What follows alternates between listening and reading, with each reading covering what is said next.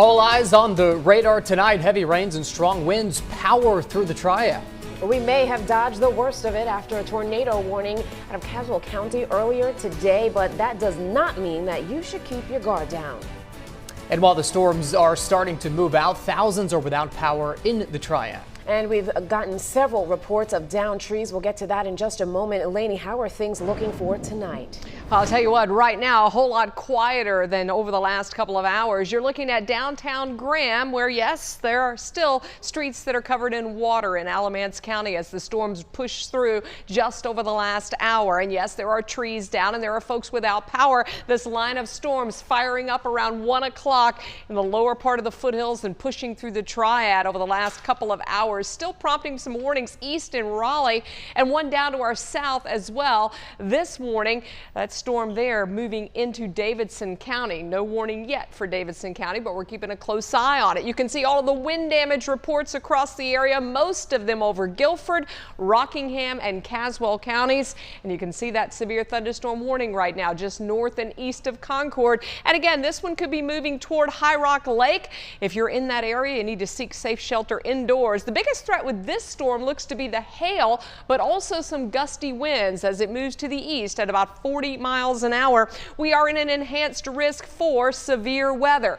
Just updated here within the last couple of minutes. I'm seeing it for the first time. Severe thunderstorm watch has been dropped for Forsyth, Guilford, Rockingham, and Stokes counties. It's going to stay up, I would imagine, for another hour or two for those storms down to the south. For Davie, as well as Davidson and Randolph counties, and points off to the east until 10 o'clock. We're on the western edge of this watch box zone, so wouldn't be surprised to see all of our counties shave from this watch over the next couple of hours. Our front is pushing into the Ohio Valley right now, and that is going to be bringing in some changes. We do still have a chance for a couple of isolated strong to severe storms, with the main threats being damaging wind, large hail, and flooding rains. We will keep you up to date throughout these newscasts.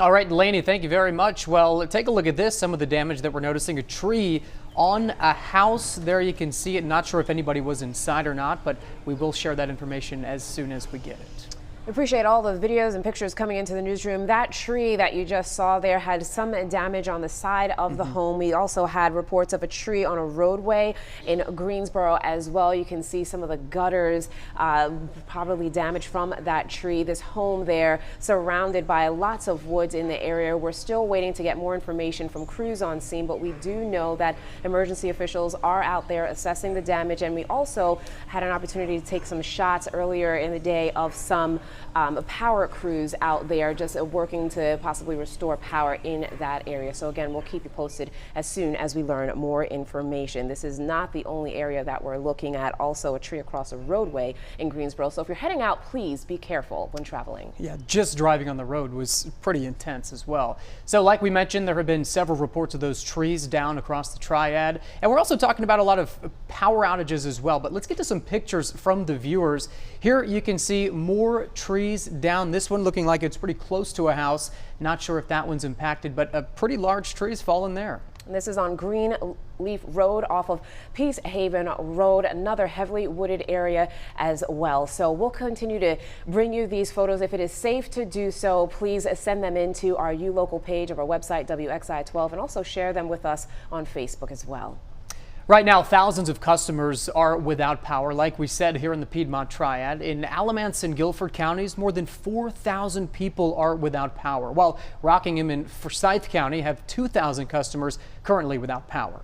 And stay ahead of the severe weather with the free WXII 12 News app. You can check the interactive radar, get the hour-by-hour forecast, and be sure to turn on the alerts to be notified when severe weather is moving into your neighborhood.